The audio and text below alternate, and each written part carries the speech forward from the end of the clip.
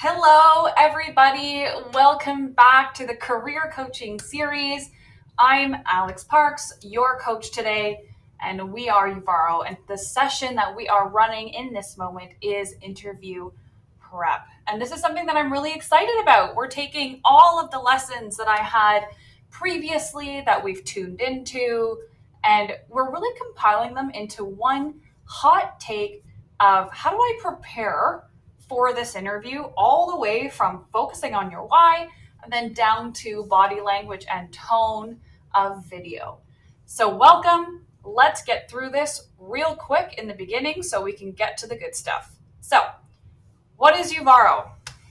Uvaro, what are we and what are we not? Oh my goodness. We are a online tech sales training spot. We are a place where people can come to not only learn to level up their sales acumen, but to really go ahead and transition into a new career with one-on-one mentoring. We have a paid internship and residency program. We've got deferred tuition, career services from yours truly, as well as lifetime support. We really are your career success company, and we want to make sure that we follow you for your career. And so you can always come back to us, whether that's moving up again in your career or just coming back for tidbits like this when it is that you need it. Very exciting stuff. What are we covering today? So we're changing your job search strategy so that you're in control of your future, right? And so we've talked about job search strategy, we've talked about resumes, we've done video, we've had really no more cover letters, a session like that. And at the end of the day, we want to be able to ensure that you can really understand how to research the company that you're interviewing with, how to understand your why for this moment. This is why we work on all this. How to prepare for being on video, and how do you put your best self forward, as well as mastering your body language and tone. And so these are things that people tend to work on for an incredibly long time, and there's not a ton of resources out there to be able to really set you up for success in that short period of time. So off we go to learn a little bit more of what it is that we do. So I'm going to go ahead and stop sharing here just so I can be a little bit bigger for you. But let's think about it like this. You are really excited. You come to me and you say, Alyx, I've got my very first interview. And we're all pumped. We're all going, woo, that's awesome. All right, let's get down to business. Because typically, if you are looking and seeking for help for an interview, you want to try and give yourself at least 3 to 4 days buffer before that interview. Honestly, sometimes you're just unable to do that, to be completely honest. Sometimes they might book you the day before or in 2 days, and that's also okay. But if you have control of when you book that interview, you want to ensure that you give yourself time to focus on 3 main components. And so today we're going to be talking about your focus, your research, and your delivery of preparing to get into this interview. Okay, so number 1, focus. Your focus is going to come down to taking a look at our last career coaching series segment and taking a real hot look at, have you started to understand your why? This is why I love that kind of 3-day buffer before your interview. So you can really take the time and focus on these 3 sections, but also it might take you a little bit longer to really crack open that why. And so your focus must be directly on yourself. It should be, tell me about yourself, answering a question like that. Why? Let's pretend that it's a sales job that you're interviewing for. Why sales? Why are you looking to work for this company? Why tech? And why us specifically again, right? So there's a lot of why questions, and they're always going to be centered. Why do you work here? But why us? What does that look like? Why you? Why should we hire you?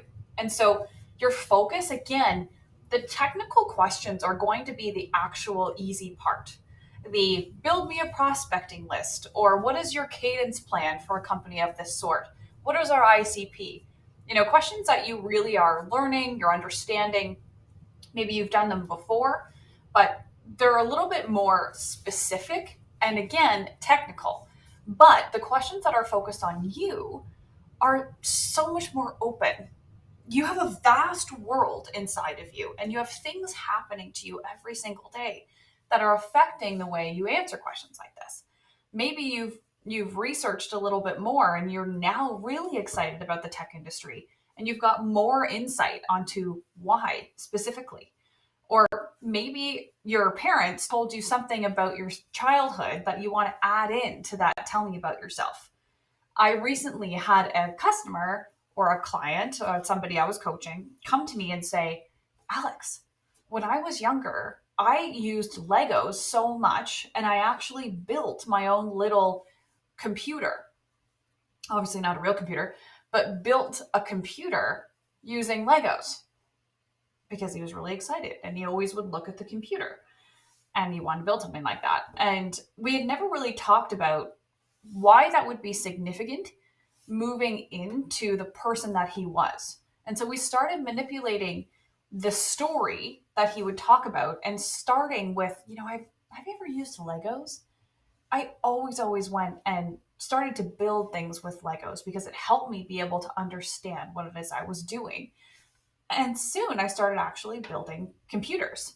I was looking at what a computer is and I wanted to do a little picture on the screen, and it was so unbelievably fascinating. And now I think you guys probably understand where this is going, but he was a developer, an engineer. And so being able to discuss, where's the origin of yourself and why does it connect back to what you're interviewing for?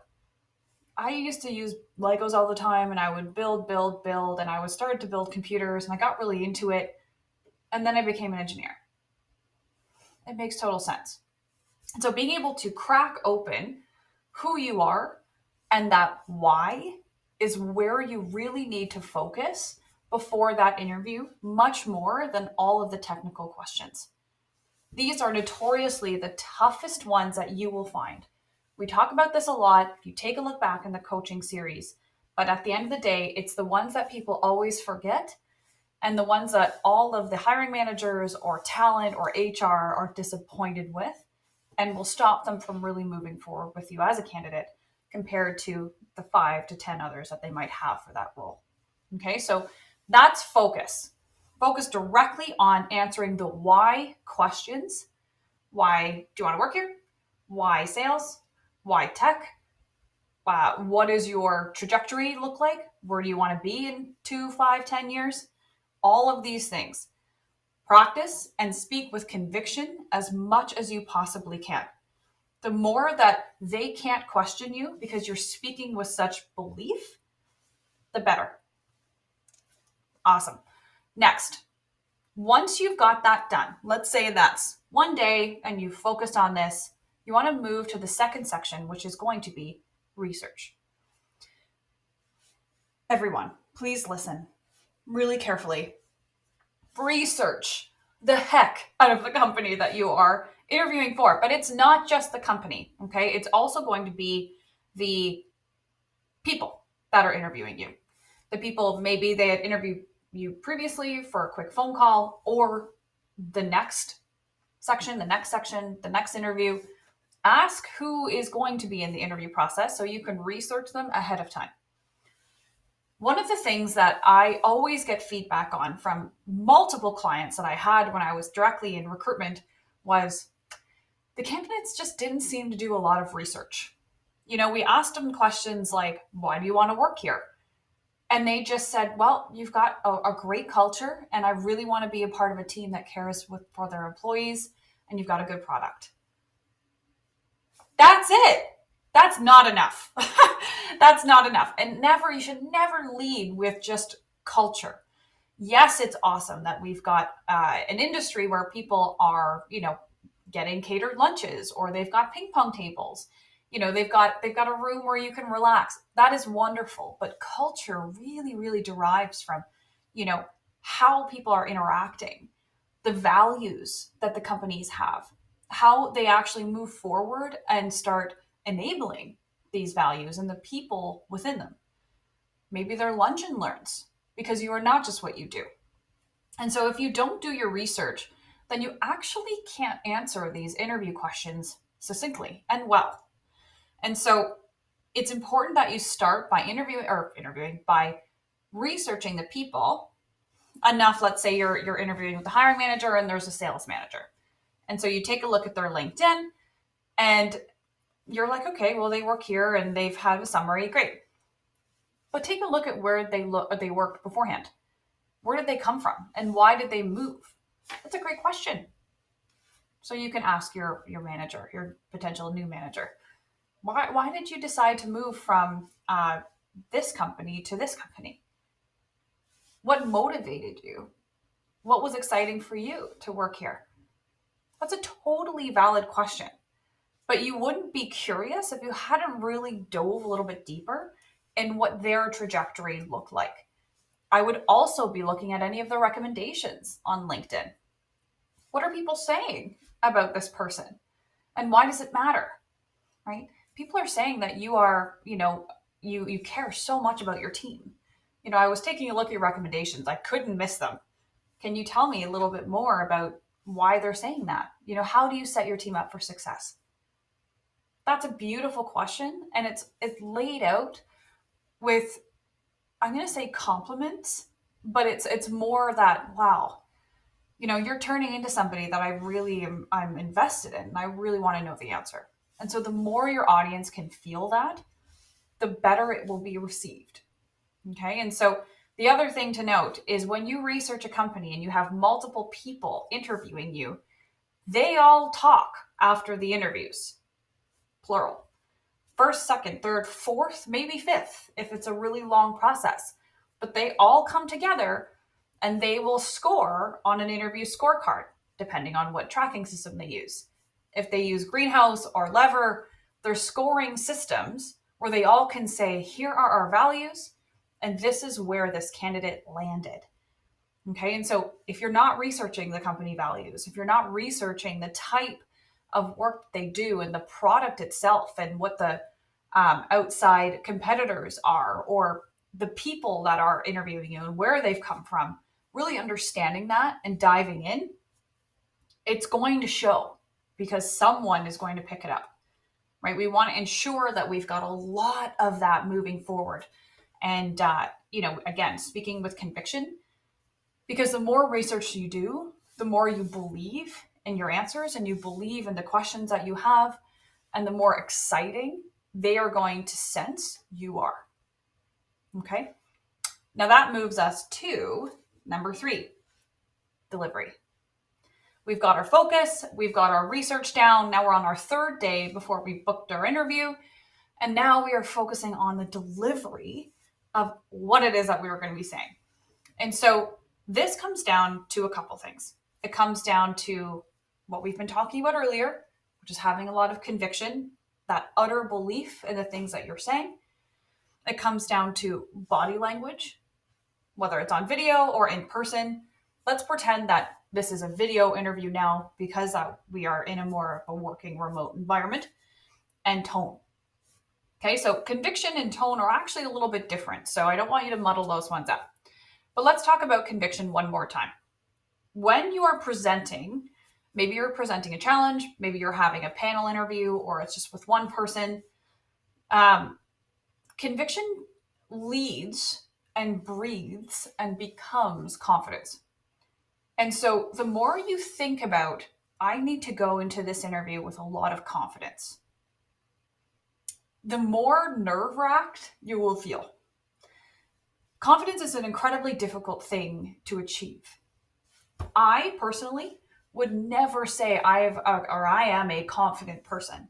I'm filled with confidence. I would never say that. And if I did, it would have to be something incredibly particular, very specific. I am confident about that my dog is going to come back to me. That's a difficult thing to say because my dog is a dog, right? I don't know, there might be a squirrel over there. And so that changes a little bit. Do you have confidence? I have a lot of conviction, though, and belief in what I'm saying to recall my dog. Come. Versus, Arrow, come. That's not going to get that dog coming back to me. And it's the same thing in an interview. Okay. I don't want you to lead with thinking that you have confidence, or I have to have confidence. I got to get the confidence. I want you to lead with, okay, I have a lot of conviction in this company, in the research that I've done, the focus that I've created for myself, all of my why questions. I have a lot of conviction in what I'm saying, because that is what you can control. All right. And so this is going to feel a little bit better. Hopefully it's going to give you a bit of release and relief to feel that you don't have to be the most confident person going into an interview. Notoriously, it is difficult to actually achieve that. But if you have that conviction, if you have done your research, if you have done the focus of answering those why questions, you will be able to speak with conviction, which then comes across as confidence, because no one can question you that much if you sound like you are meaning it. Arrow, come. Arrow, come. Versus, hi, my name's Marlin. I'm a clownfish. Versus, hi, my name's Marlin. I'm a clownfish. Different. Practice this. Practice this delivery and what that might look like. Okay. Body language is another big one. I want you to try and use your hands as much as you can. I want you to use your facial features. I want you to smile. I want you to light up the space between you and your computer. That's a hard thing to do. I'm not going to lie. It takes a lot of effort. And sometimes, like myself, if you use too many hand gestures, it can become distracting. However, if you sit like this, and you kind of look down and you're nervous, and maybe you're going like this, you're shaking a little, or you're bouncing your leg, or you're leaning this way, they're going to notice, and it's not going to come across as engaging or engaged.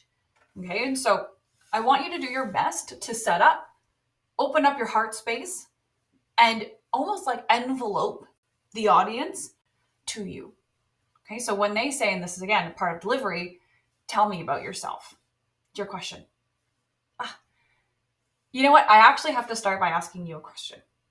When was the last time you went fishing? Have you ever fished before?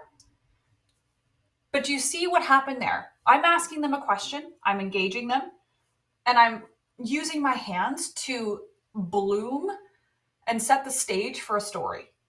I have to ask you. Pretend, and a huge tip that I use is I'll put a sticky note like this, and I will draw a happy face like this. Excellent.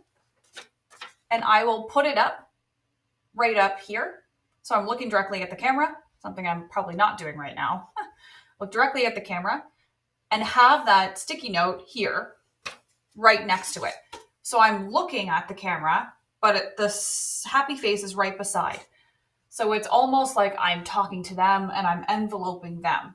Come here, or lean in, right? The more you can see something of focus to lean yourself in and to say, I'm really excited to tell you about this story, it's going to be incredibly, incredibly helpful. Okay. So it's a difficult thing to achieve. I want you to first practice with a mirror, right? Use your reflection as that person on the other end that you can actually start saying, I've got something that I want to tell you, or can you let me know what you think about this?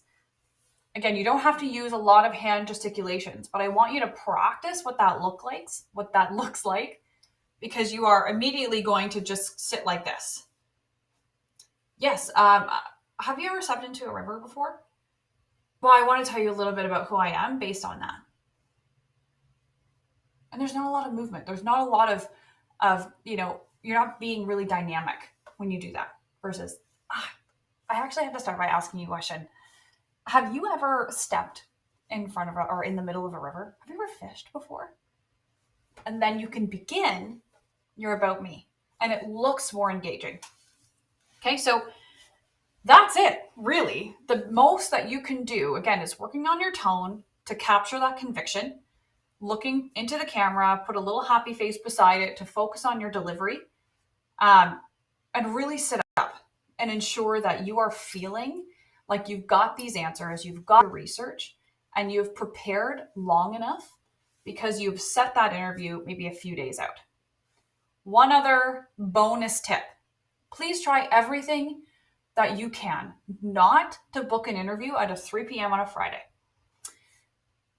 This might be hard for some folks, and it's okay. It's okay. But I want you to picture what your interviewers are doing and what they're thinking if that's the case, right? Your interview is a Friday at 3 p.m. Their mind is on the weekend. I'm going fishing. Oh, I can't wait until this is over. And then there's the weekend. And then they have all this stuff on Monday of that to do that they have to come back to. Be a little bit difficult, right? And so you really, really, really want to focus on that Tuesday to Thursday. Mondays are good, you're top of mind. But again, sometimes people have a lot of to-dos and they have to get going and they're a little bit busy and they're kind of tired. So the more you think about your audience, the more you think about your delivery, the preparation about how great they are, and at the end of the day, thinking about why you're deciding to move in and do this. Why do you want to be here? Why do you like sales? Why tech? Why this company in particular? Do that research and look at all the great things that they're achieving, and it's going to be incredibly, incredibly helpful. Now, quickly, I do have a couple questions that have come through. I'm just taking a look here. The one question that I get all the time, I've actually seen it twice: are they really going to care about the fact that I built Legos? When you're answering questions like tell me about yourself, or you're setting up a story to connect why you're sitting in front of them in this interview, you don't have to take it back to when you were a kid. I just want you to be able to tell more of a story that's not just focused on, well, I went online and I saw that you're a good company and I thought I would apply. That really does not make a lot of sense. It doesn't help, and they're going to feel a bit dismissed, actually. Interviewers want to know about you. They do care. If they have to spend 8 to 12 hours a day, depending on the size of the company, with you, they have to know that you are able to communicate, that you have a real reason why this company is meaningful to you, and that you can take it back and understand what I didn't know that I would be a decent career coach until I actually figured out that I was a good guide in fly fishing. Let me tell you that story, and let me tell you how they're connected. It's a huge difference that you're going to be able to play into, and it sounds interesting. You might see them lean in to hear a little bit more because they're engaged. And my goodness, when you can get your audience to do that, it's a really, really rewarding feeling. What if I struggle with video anxiety? Oh my gosh, this is such a good one. Video anxiety is a real thing. Anxiety in general, going to an interview, is a real thing. I've interviewed hundreds upon hundreds of people in my career, and the amount of people that came looking green, either they haven't eaten or they ate too much, or they hadn't had any water, or they just felt really nervous. They were sweating. They needed to take a break. This is all extremely normal. And I really want you to never feel badly if that's the case. What you forget is that interviewers, they do interview a lot of people, and they do see this, and they've been interviewed multiple times. I've been at a place where I was so nervous that I was quite literally shaking and sweating, and it was not pleasant. But I got the job, and it was a surprise just based on how nervous I felt. And so, hot tip, and I talk about this one a lot. If you have a pen, grab it. One thing that I have used and I've seen work is, in order to reduce anxiety, people will crunch. They'll go like this, or they'll shake their legs, or they'll just sit there and they'll look down. Maybe they'll rock a little bit. And the thing that's happening is that to reduce that anxiety and to release hormones that can cause, more relaxation, is again to create pressure on your nervous system. And so if you take this pen and you stick it between your legs and you push your thighs together to hold that pen in place. You are engaging your lower half, which then automatically starts opening up your heart space. And so when you do that, it just is really, really great for you to be able to use your hands and reduce that anxiety that you might feel. And you are engaged and you're focusing on keeping that pen in place. Some people ask me, well, if I'm focusing on keeping the pen in place, how am I going to answer the questions? Remember, your brain operates in different ways. And so while it knows that you must keep that pen in place, you're not actively thinking, keep the pen in place, keep the pen in place. You are just engaging, you are releasing that relaxation hormone, and you're able to speak from your heart space and really answer and focus on the people in front of you. Try it out and let me know. Honestly, I would love to know if this is working for you. Connect with me on LinkedIn, send me the message, and let me know about the pen. One last question here. I usually just do a LinkedIn check to research, and it's worked out for me. Not a question, but it's good. I usually do a LinkedIn check and of the background for research, and it's usually worked for me. These tips are to elevate. If it's been working for you, if you've been doing a quick LinkedIn check, you see where they worked, okay, sounds good, fantastic. You might be hitting really, really good points. You might have great delivery, probably have a lot of conviction, but this is to elevate you, right? The more you could say, you know what? I actually dove into your company and I clicked the news tab on Google and saw that you've received funding in this amount of time and you've hired this and you've hired this. I'm just so curious on what this round might look like. What an amazing thing to be able to do that. The more that you've been able to engage, or I saw that the Times had written an article about you and specific people about diversity in your company. This is something that's incredibly important to me. Can you tell me a little bit more about why or how and how long it's taken you to build something like that? Oh my goodness. If people were diving in and researching and showing me that they care like that, the quick LinkedIn swipe is really meaningless compared to what that is. And so elevate yourself by doing as much as you can, understanding why you want to work there and why it really matters. And you're going to be absolutely fantastic. I'm going to share my screen one last time, everybody. We are ending our time together. I do very much enjoy it. We went through briefly our Q&A, but I do want to tell you what is coming up next. Of course, for more information, please check out uvaro.com/course. Our next event, Step into Tech, 2-hour tech sales masterclass, every Wednesday from 6 to 8 p.m. EST. These are led by industry experts. They are guest speakers. They are people that come and are looking to elevate you to understand why you would be great in tech. So please show up. It is absolutely phenomenal. Our next Women of Uvaro panel discussion, Thursday, March 24th at 4 p.m. EST. If you had missed the last one, last week I facilitated with 4 unbelievably amazing women. You will be able to see that on YouTube. Check it out and come to our next. Our lovely Sheila Fung will be hosting, and we're going to be talking to our women instructors here to celebrate International Women's Month here at Uvaro. Our next live tutorial with me, the Career Coaching Series, will be Wednesday, April 13th at 12 p.m. EST.